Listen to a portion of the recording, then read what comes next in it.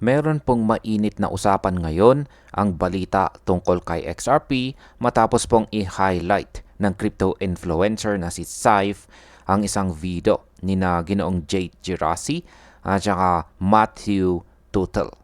Sa video na ito ay pinag-usapan po nila ang tungkol sa mga leverage crypto ETF na posibleng isama si XRP at ilang iba pang mga altcoins. Kung totoo po ang mga sinasabi nila, maaaring nasa huling hakbang na ang approval ng mga produktong ito.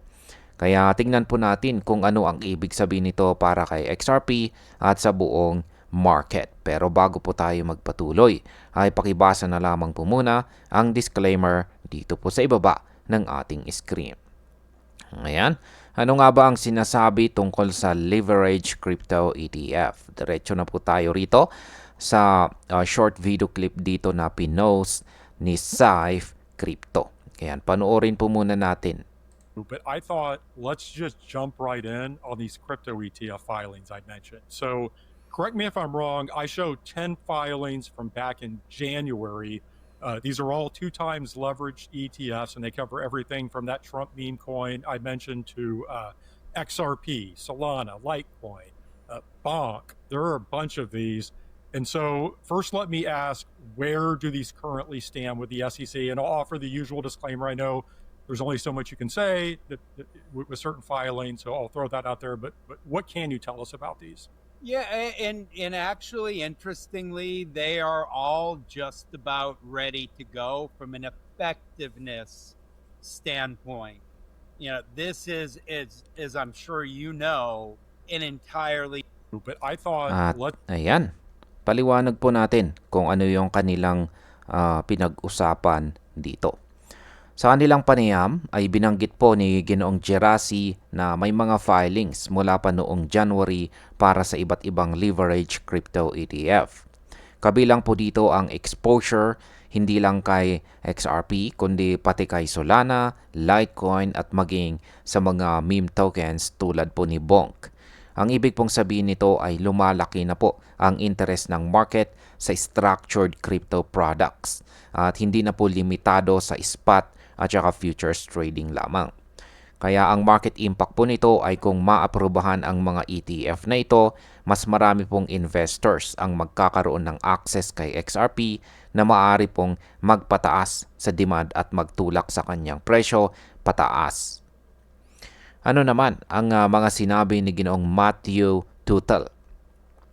Ayon po kay Ginoong Matthew Tuttle ng Tuttle Capital Management, halos handa na ang mga ETF mula sa regulatory perspective at just about ready to go na. Yan, kahit wala pang formal approval mula sa SEC, malinaw na malapit na itong ma-announce. Ito ay magandang balita para sa mga nag-aabang dahil nagbibigay po ito ng kumpiyansa na malapit nang maging available ang produkto. Kaya pagdating po sa market impact, ang anticipation ay maaari pong magdulot ng speculative buying kay XRP bago pa man ma-release ang opisyal na balita kung saan maaari pong magpataas sa kanyang presyo sa short term. Ngayon ay bakit po ba ito mahalaga para kay XRP?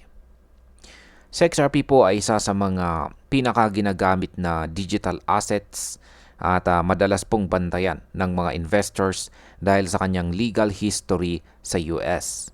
Ang pagkakaroon po ng leverage ETF para kay XRP ay nagpapakita na lumalaki po ang demand at nagkakaroon ng tiwala ang institutional investors. Ang leverage ETF ay nagbibigay po ng pagkakataon na palakihin ang exposure sa isang asset. Kaya may mas malaking potential profit pero mas mataas din ang risk. Kaya sa market impact, kapag na-launch ito, posibleng tumaas po ang liquidity at daily trading volume na XRP na siyang magpapalakas sa kanyang market presence.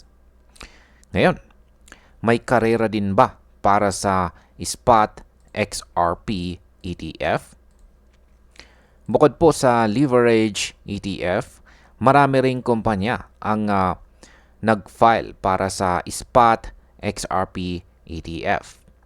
Ang deadline ng SEC para dito ay nakatakda po sa October 2025. Kung ma-aprobahan ito po ay magiging malaking turning point para kay XRP dahil magdadala ito ng mas malaking institutional money papasok sa market. Kaya sa market impact, posibleng makakita tayo ng major rally sa fourth quarter ng taong 2025 or ang mismong taong ito. At kapag yan ay kung naging positibo ang resulta. At maaaring umabot po si XRP sa mga bagong price level na hindi po niya naaabot noon. Yan bilang panghuli, ang opinion ko naman tungkol dito ay napaka-positibo po ng development na ito.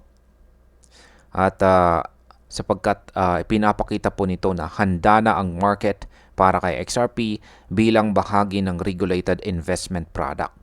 Pero kailangan pa rin po ng patience dahil hindi pa final ang approval. Kung short-term trader ka po, magandang bantayan po ang presyo habang papalapit ang mga announcement.